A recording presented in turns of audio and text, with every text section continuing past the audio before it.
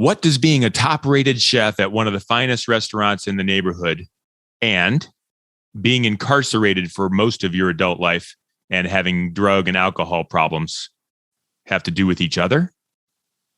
You're about to find out. Meet Chef Todd Whitman next.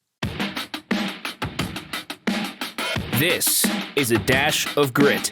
Recipes for success from courageous leaders who overcome challenges and build great things. Now, podcasting from Spire to leaders in local communities like yours, here is Brian Leflock. And let's get cooking. And I say let's get cooking at the beginning of every show, but this one is about food, and it's about even more than food, and that's what I found out. So bear with me, folks. Let me set this up. I went to a restaurant called Sérénité Restaurant. Had no idea what I was in for. Sérénité Restaurant is in Medina, and it promised good food, and I stopped in.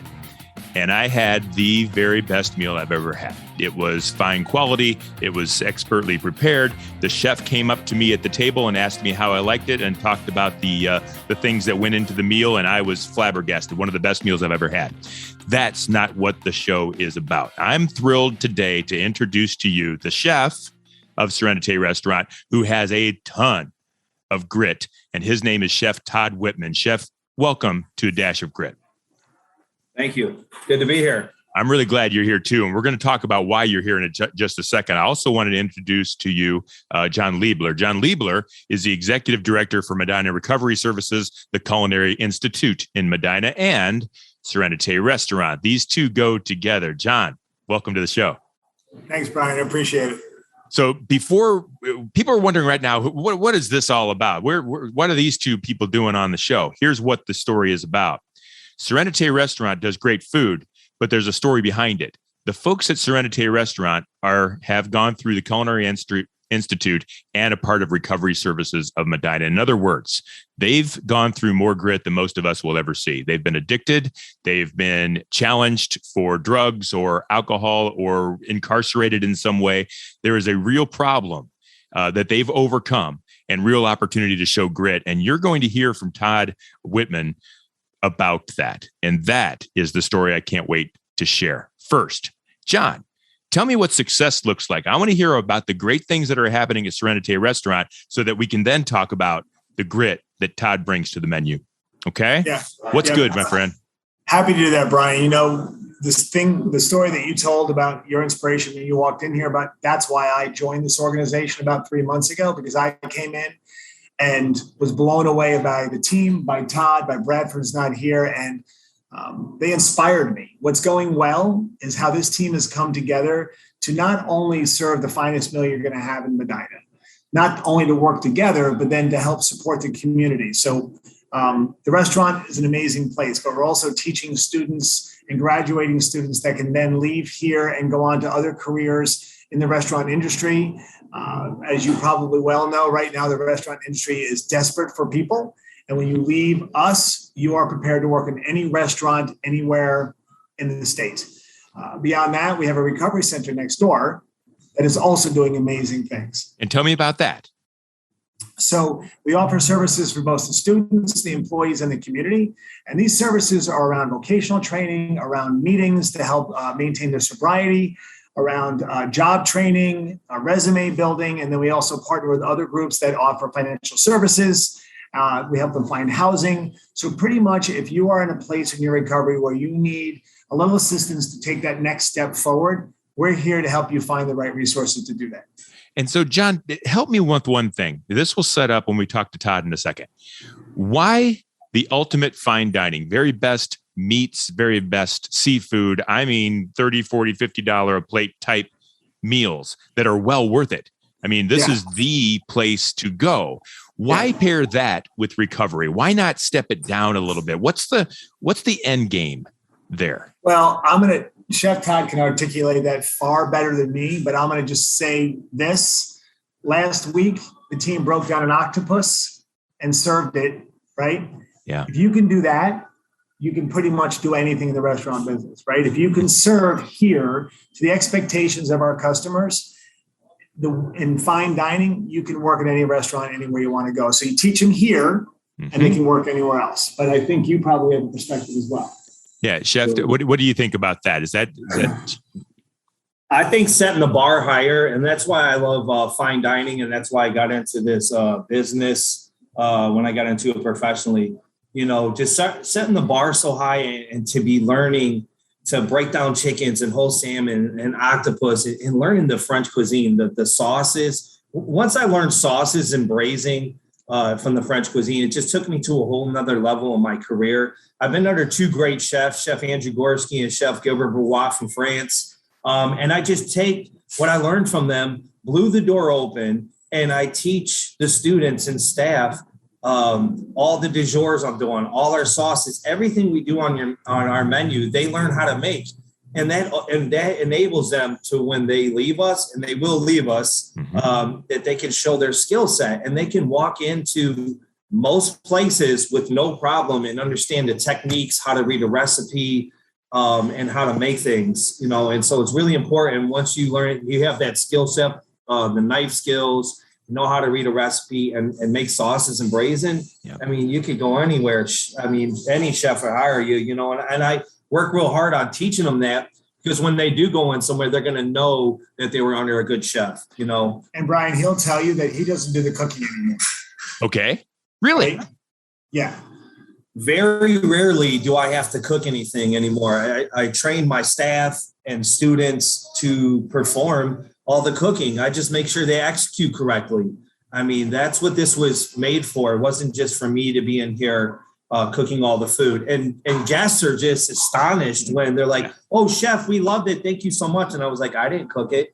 I didn't cook a thing." And I go into, who did, and they're just blown aback. It's a really good pat on the back for the students and staff that are here working hard. And so you've overcome these challenges to get to this point. I have a quick question before we go into your story. Isn't that, this is me pushing back, isn't that asking too much of people who are coming through recovery and addiction and incarceration, and to ask them to separate an octopus? Aren't we asking too much? Absolutely not. Once they come in here, I empathize with the students a lot. And once I show them, I will continuously to show them how to break down octopus. It's not just one and done. The whole salmon and meat and whole chickens, they get very comfortable, and I've been in their shoes, so they can relate to me, and they know, that I've been there. And so they look at me like, there's no big eyes and little We's. And so they feel more comfortable with me, and they want to learn more and do more. So, which is pretty cool.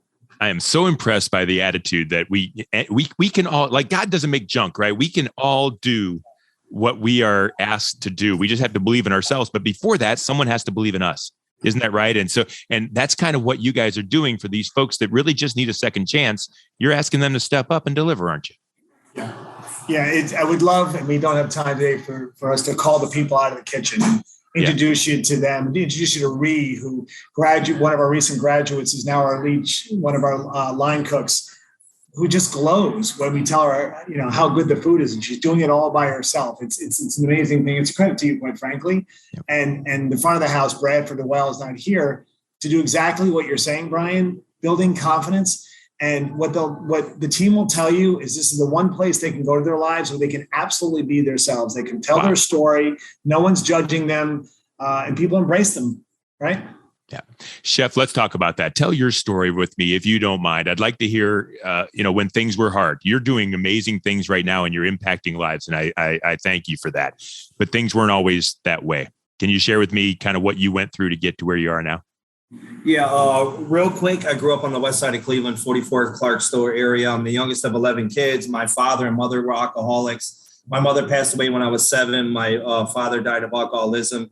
3 of my brothers have overdosed and passed away. And so growing up, I lived in this fantasy world. Like I was I was drinking and drugging and selling drugs. And that just continued. Trouble, violence. I've spent like 6 years incarcerated from a juvenile to an adult. And I always knew my problem. And over 6 years ago, I addressed that problem. I knew that alcohol and drugs was a deep-rooted issue. And if I didn't do anything about it, I was going to rather be in prison for the rest of my life or die. And so I went to my parole officer and let her know that, I had an issue with alcohol and drugs, and you could keep putting me away in institutions. I always adapt really good and really quick, get in the kitchens and eat because I love to eat. And so they gave me the opportunity. I went to Catch Treatment Center on the east side of Cleveland. Went there successfully for 5.5 months. Changed everything from the inside out, all my people, places, and things. I knew they had to go away. And from when I got out of treatment, and when I was in treatment, I had a plan. I went to Edwin's Culinary School, Second Chance Culinary School for convicted felons on Shaker Square. Took it very seriously. People would see me in there and be like, why are you so happy and so enthused? Because I knew that I could do anything I wanted to do if I put my mind to it, for my recovery and my career. And I did. And from graduating from there, I worked at Parker's, an upscale New American fusion restaurant downtown Cleveland on East 9th for 2.5 years under a great chef named Andrew Gorski. Brandon Krastowski gave me a call. He was with us for the first year as a financial consultant. I went through his program. He knew the chef that I was under downtown. He knew how serious I was. Asked me if I'd be interested in being a sous chef under a French chef named Guillermo Brouillat from France. Talked it over with my wife, and I accepted it. And it was, outside of, getting clean, it was one of the best decisions I've ever made, because I didn't want to stay stagnant. When things get boring, I move on. And so I wanted to learn how to be a chef. I wanted to learn how to run a restaurant, and I'm in recovery. So it really hit home with me. And I knew I could help the good men and women here and just be a power of influence, and just letting them know, hey, if you made some bad decisions, don't let that define who you are. You don't have to live like that anymore. And if you put yourself around good people and you work hard and you pay attention to the skill set, you can go anywhere and do anything, even if this is not what they want to do, whatever it is, just building up self-confidence and motivation, and just letting them know, and having the resources. That's huge. Anytime there's all the sorts of things that happen here, and we take the time to talk to our students and staff and help them through those problems, and that's super huge. So just facing adversity and being resilient, has been wonderful. I'm super blessed and grateful. And God bless for you. And I'm really glad that you were able to do that. I'm interested in taking you back 1 second. It can't have been as easy as you made it seem to have been incarcerated for 6 years and then just decide you were going to switch it. I'm wondering what happened that finally convinced you to say, man, I'm on the wrong path. I need to fix this. Was there a rock bottom? Was there some kind of an event that just said, look, I got to do something different with my life, because you hadn't before then? Well, I think you should make one. He's been incarcerated since you were 12. Yeah. So it's even longer. 6 years. You were incarcerated. So it's even longer. So almost 6 years. I was incarcerated, in and out. In and out from a juvenile to adult. I've been in many places, doing a year here, 6 years, 2 years. And so something happened that changed the course of your life, and it wasn't. You know it all now, but I'm interested in what changed before you understood what that future could look like. So I had many rock bottoms. I got sober a couple times. When I was in jail, I met my sponsor, Angel McAuliffe, before I went to prison. And I had a taste of sobriety for the first time in my life outside of being in institutions, because there's alcohol and drugs in jails and prison. I didn't want to be a bum for the rest of my life. When I went to prison, my wife went to the homeless shelter with the kids. I mean, I was amounting to nothing. I did not like the way I felt, the way I thought. I was soulless. And I knew that alcohol and drugs was the core of my problem. Can you tell me about that moment, call it your God moment, where they didn't know what to do with you? Which time? So didn't you tell me once that you were supposed to be arraigned or something of that nature? Yeah, that's when I was 21. When I was 21, I got caught with a 25 automatic loaded with hollow tips on West 25th Street. Actually, I was 17. Let me take that back a little bit. Sorry. And God's always been in my life, and I know this. I just never realized it, and gone through the day appreciating His blessings and grace. Just plenty of times, the driver didn't show up to court. Simone, a West Side cop, big cop in the Cleveland area, didn't show up to court, and a social worker came and talked to me for the first time, growing up. I felt like somebody cared, and I actually had a real conversation with her. And so they let me come out move with my aunt out here in Medina when I was 17 until I was 18 to live with her. But I took me with me, so nothing really changed. I was into, doing drugs and selling drugs and just getting into chaos. So as soon as I hit 18, I moved right back to the west side of Cleveland. Yeah. And it just continued on. But, I just came to a point where it was like, I knew that the alcohol and drugs, they weren't getting me high anymore. There was no satisfaction. I could see it in my kids' face that they were definitely ashamed of me. I was ashamed of myself. And I knew if I didn't address this alcohol and drug issue and get serious, that I was going to die like that, and I didn't want to live the rest of my life like the way I felt. I used to look out the window and be soulless and wanted to die, because that's where alcohol and drugs takes us. It takes us out of our thinking, our emotions, and how we feel. And so I got real serious, with my recovery, and one day at a time, just building blocks and having that it factor. I just knew for me having a personal relationship with my higher power and the we of the program, I go to meetings. I even work harder than I do today than I did 6 years ago when I first got clean, because I don't want to forget how hard it was when I was broke, busted, and disgusted, and how I felt. And, and that's why I do a lot of selfless things. And I stay in service and doing things, helping others, because that's just where I'm at. And that's how I keep it. I got to give it away to keep it. So. Yeah. And now you're the executive chef at one of the finest restaurants that I've ever seen in Sérénité Restaurant. And so you've accomplished things, and there's no turning back for you, although I know you're very conscious to make sure that's not the case. That is the case. John, is that story similar to what others, because not everyone that's in recovery is going to become the executive chef at Sérénité Restaurant? Like, is Todd different than others, or is it the chance that he was afforded? What holds people back? Yeah, I think that's the brilliant question. There's no doubt that Todd's cut from a very special cloth, right? And he inspires me, right? He drives me, he pushes me, and that's, and so he sees the world in a way that I think if others did, they could also be very successful in overcoming the recovery. But he's also a work in progress. And so I guess the shorter answer is everyone here has the same potential as Todd. They're just at varying paths or steps along their journey.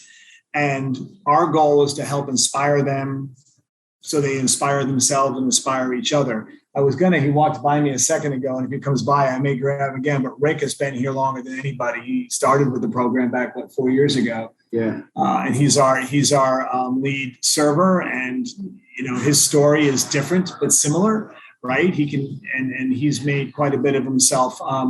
There he is, right there. He'll walk by and smile. So. Everyone is special. In my office, I have a sign in the back wall that says everyone's a genius, but if you ask a fish to climb a tree, they'll think themselves stupid the rest of their life. Yeah. That's an old Einsteinian quote. I just think it's a question of finding what your particular genius is. And when you can do that, then everyone can be an inspiration. This happens to be his genius. Yeah. And he's found the right place to be, right? Now he inspires others. And can the Recovery Services Board and the Culinary Institute help others who aren't interested in being a chef or aren't interested in being in the restaurant industry?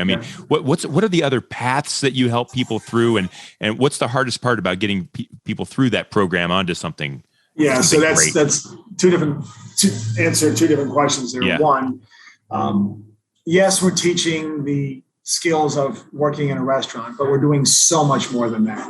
There's a discipline to working in the restaurant. There's an expectation to get to work on time. There's learning culinary math. There's how to dress. There's how to speak, right? We have people come in the program who don't look you in the eye. By the time they're done, they're taking orders. There's something that I've learned that I haven't learned it, but you have to do that calling running expo. I won't explain it, but you have to try to manage multiple tasks going on at one. All of these are skills that are transferable to so many industries. We are teaching people how to be good employees beyond the culinary skills. Right now, the future is we can teach other skills. We'd love to start a farm to table program. We'd like to start teaching some other types of core computer skills. that is part of our future.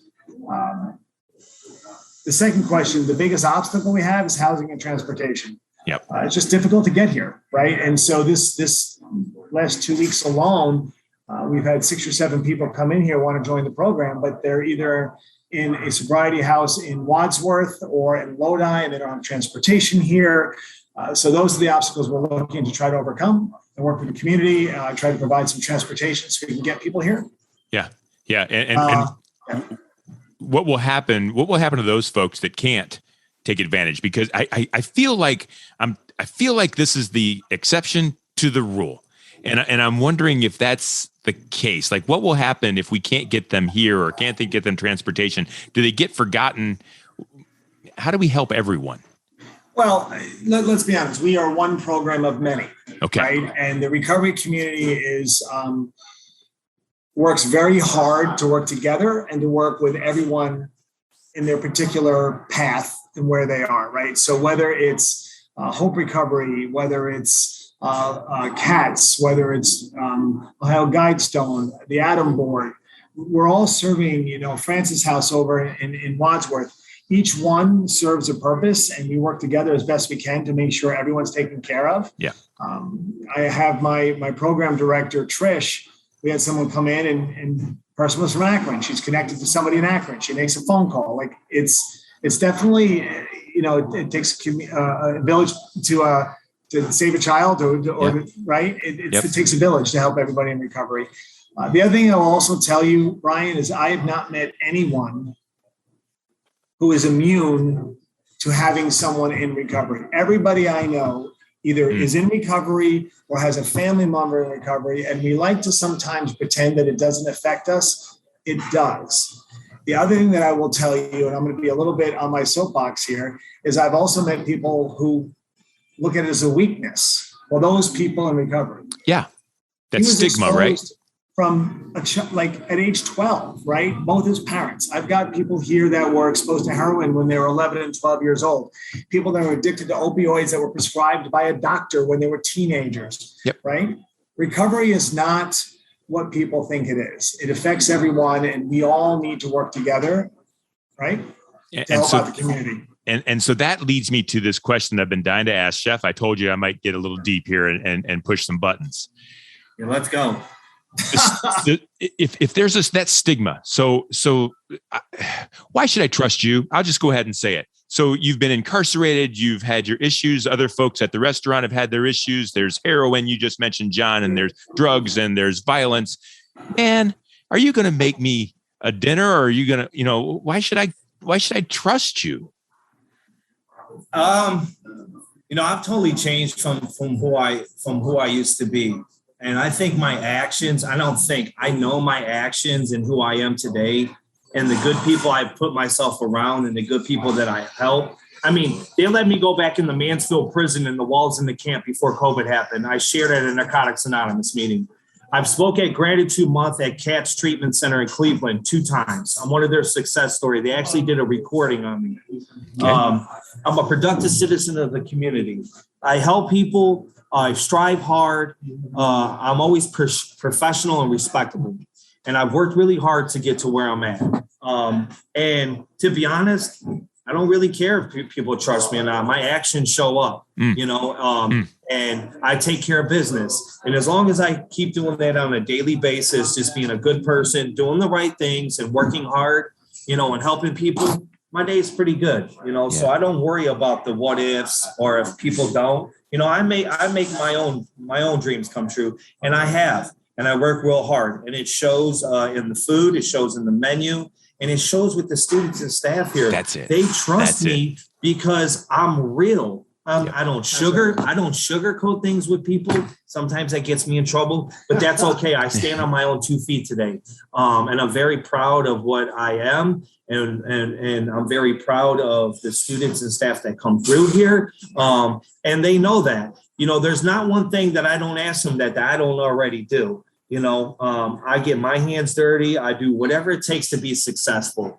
That's my motto. And I could go anywhere and do anything I want to do at the end of the day, as long as I'm clean and my intentions are right. So I don't fear the unknown. And Brian, if I might say, I've worked I've worked in a lot of places, and I come from the corporate world, and I was a consultant for a while.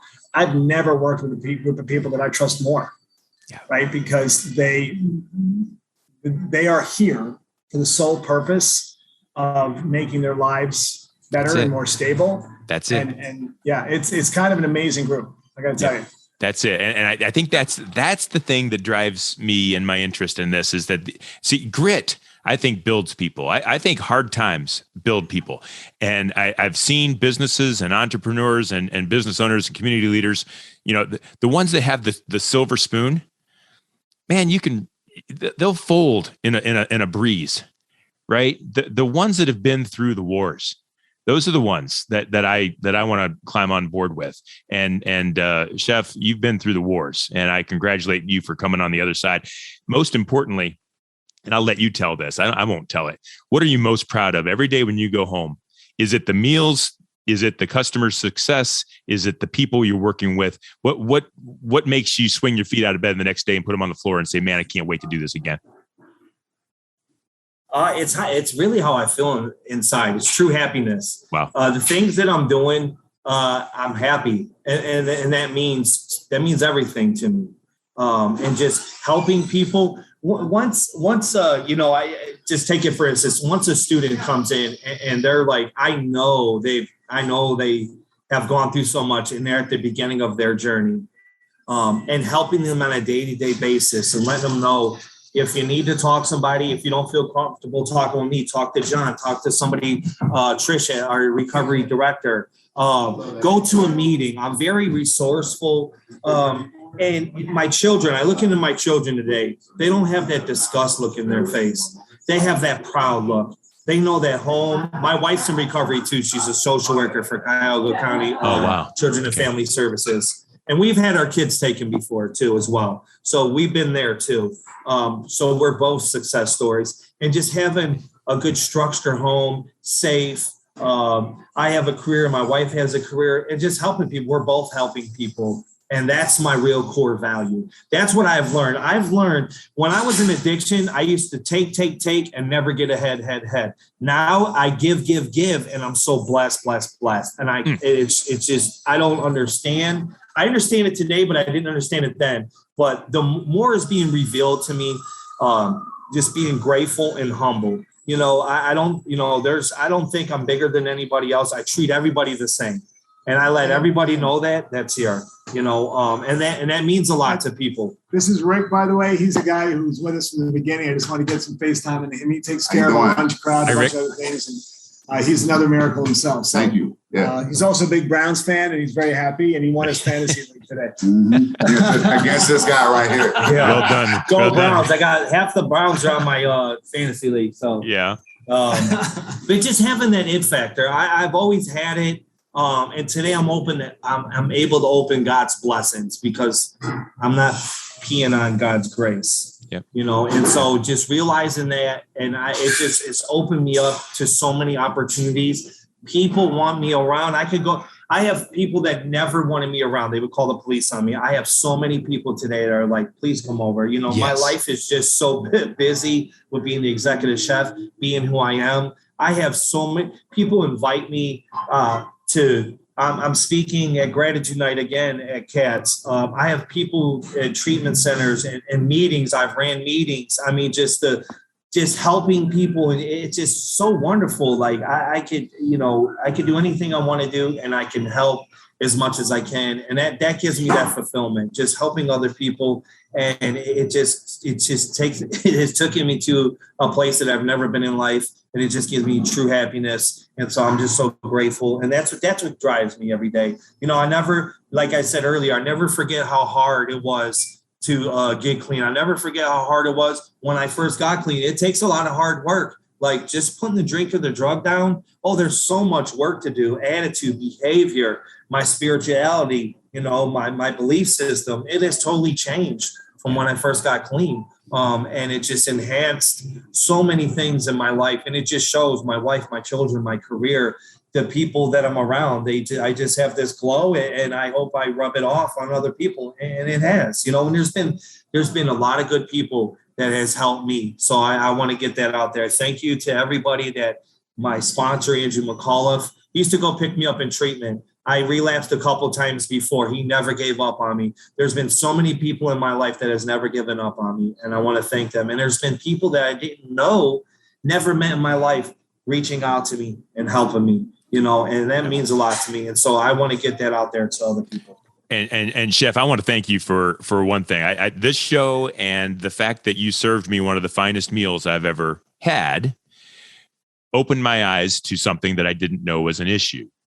See, and by sharing your story, I'm hoping that others will come forth, or that people who know others, or perhaps donations, or being a part of what you're trying to accomplish here, John. But just the fact that you're doing what you're doing and serving people to the highest of excellence with your story and background shows me that there is more to what the human being can do than most of us even give a little bit of credit to.